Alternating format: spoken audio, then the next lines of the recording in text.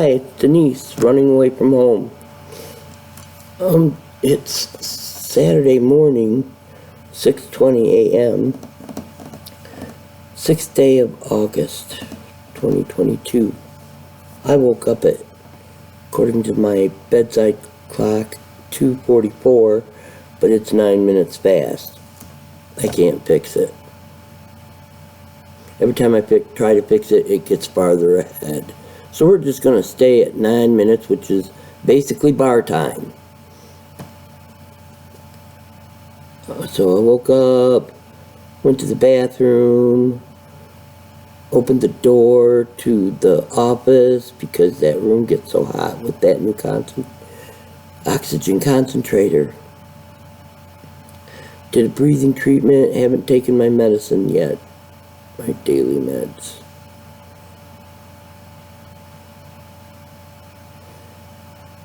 Yeah, it was much easier giving people pills than it is taking them. That's how that goes. But the fact that I can get up before 3 o'clock in the morning and do all these things with the door open, because when I do my breathing treatment, I watch my television in my room, which, interestingly enough, I'm not a conspiracy theorist about anything but the computer. And a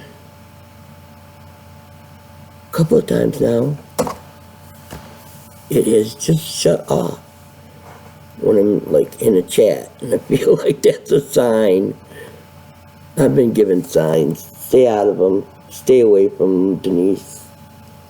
What do you need to know that you don't really already know? What? Anything? No. You know how it's going to work. And I think I'll be one of those people who stays on the other side. I don't know. I don't see me coming through a reading for anyone in the future. That's hilarious. So I don't need to be hounding and dogging those psychic medium reading YouTube shows. They're very interesting though. And they did give me that message from Patty. And that was beautiful. And so now I'm up. I woke up and I felt great. I did. I felt great. I sang coming down the stairs, but now my voice is gone. And I had breath. I have breath now. I think we're going to make it to Sunday. I think we're going to.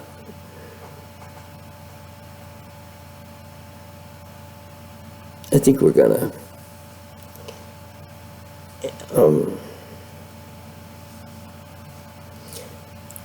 Are you going to watch these, Chris? Jason, Josh? Are you guys going to watch these when you want to hear your mom's voice or see her face?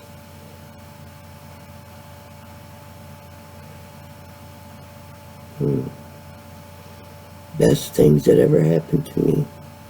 Broke me wide open. You think I'm mad now?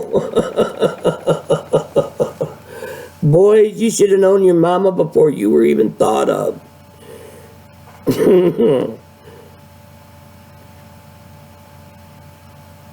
I have lived an adventurous life.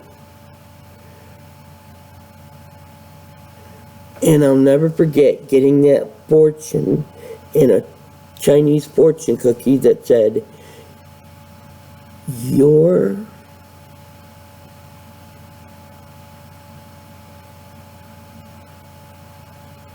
fortune is to be safe and sound the whole lifetime. I had it taped to one of my monitors, and I thought I kept it because I was going to keep that forever. It was like a promise from the Lord in the form of a Chinese fortune cookie fortune.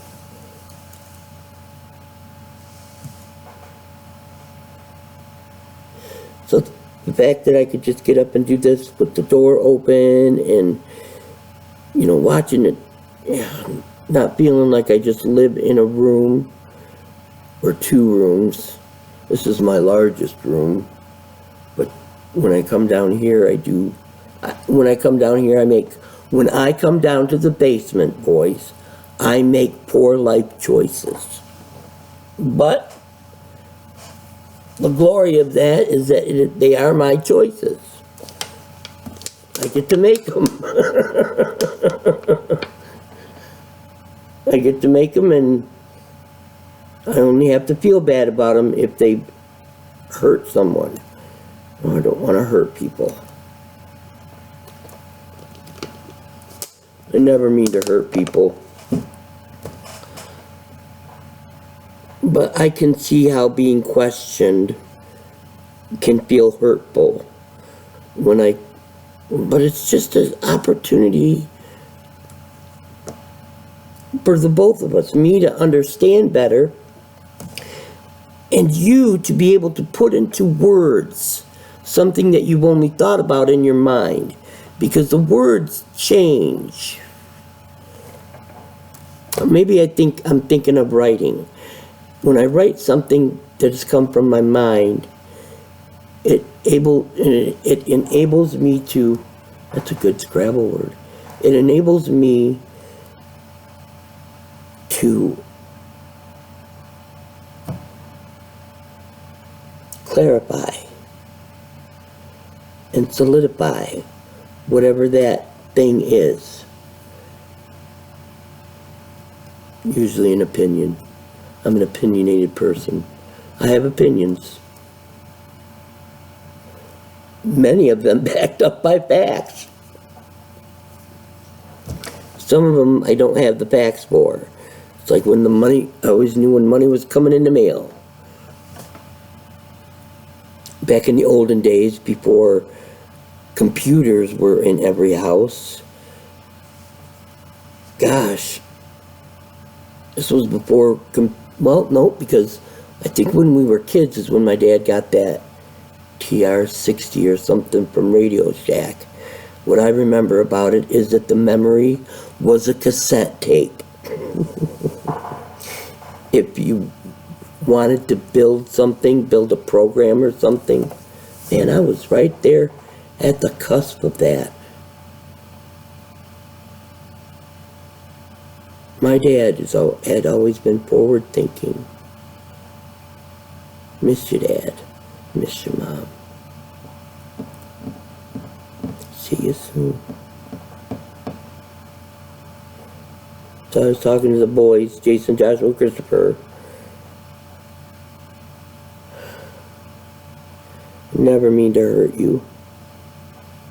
But this is life. We are human. We are flawed. We are going to hurt each other. We just have to find within ourselves the grace and the empathy and the compassion to love the person through it. You know, when I say that, love them through it, it sounds like you're just going beside them, loving them. You're loving them through it. But what it is you're loving them through it. Whatever that thing is, that human characteristic that does not serve anyone's greater good, much less your own, you love them through it. You tear that apart and aside, and you find the soul. My boys, Jason has a pure soul. Although he's a naughty boy, he can be naughty. You know it, Jason, and here I am. I don't want to hurt you, but here I sit shaming you. But I believe if you're doing something in your life that is hurtful and wrong, you need to at least be told about it.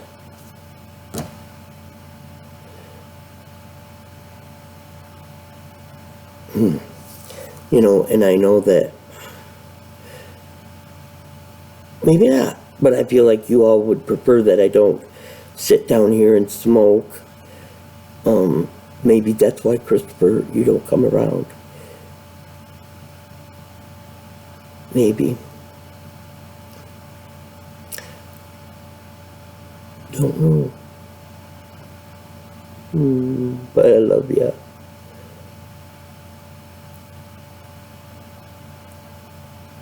You didn't know me,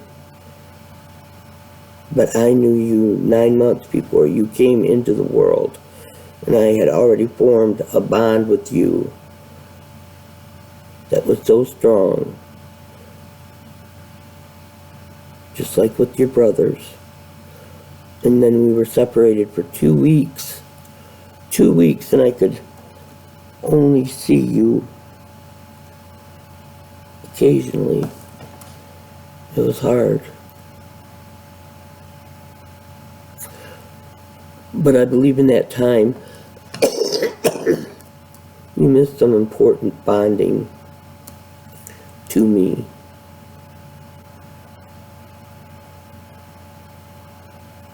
Because it is those first few days when the possibility becomes a reality outside of your body.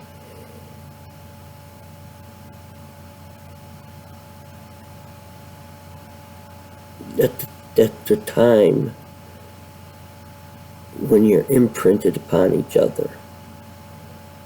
Well, like I said, I was imprinted with the possibility of you until you came, because a lot can happen between conception and birth. Not all of it nice.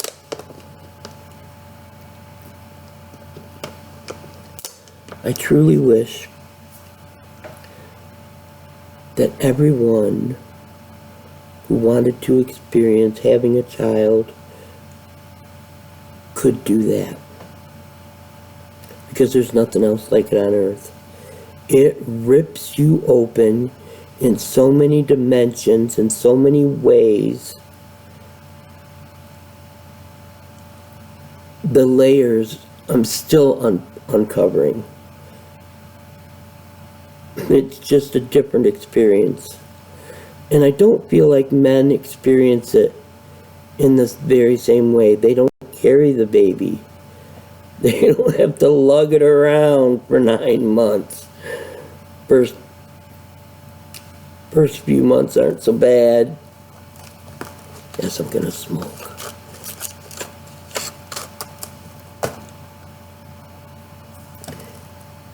But then at the end, for me at the end, oh, the heartburn with Christopher and the pain. You was big boys, Christopher and Joshua. Jason was the 7 pounds, 4 ounces. But he was beautiful. He's a beautiful baby.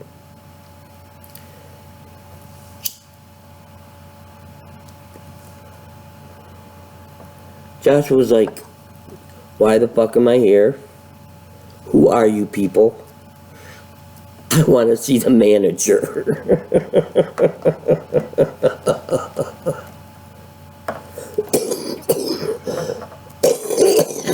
Christopher was slow waking up, sort of like, what?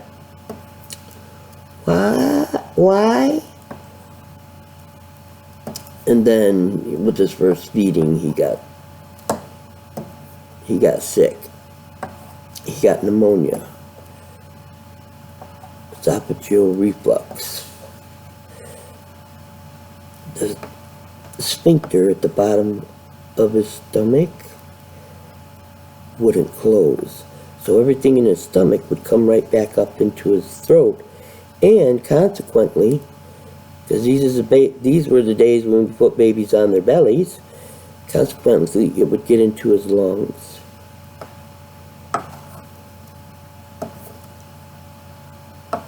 So when he came home at the age of 2 weeks from the neonatal intensive care unit down in Grand Rapids. 45, 50 minutes southwest of here. Takes about an hour to get to Grand Rapids. Who am I kidding? He had to sit upright in a pumpkin seat. I don't think anybody remembers pumpkin seats. Heck, they made it so you could strap a seat belt around it, put it in the car.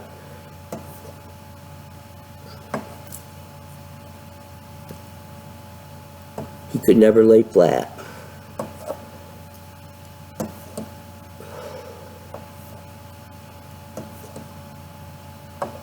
Unless his stomach was empty.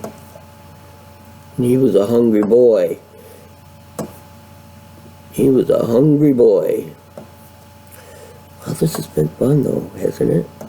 Just remembering my babies.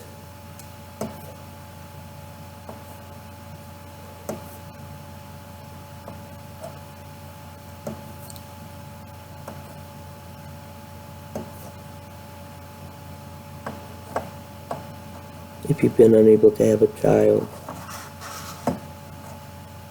I can imagine it's heart-wrenching.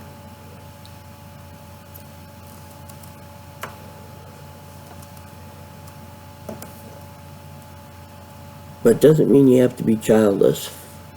There are children who need parents, good parents. Parents who love them and teach them. Oh my gosh. Teach them first to think about other people. It ain't all about you, kiddo.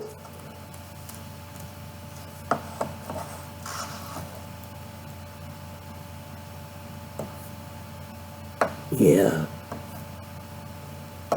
Well, I survived another day, another night. See you tonight.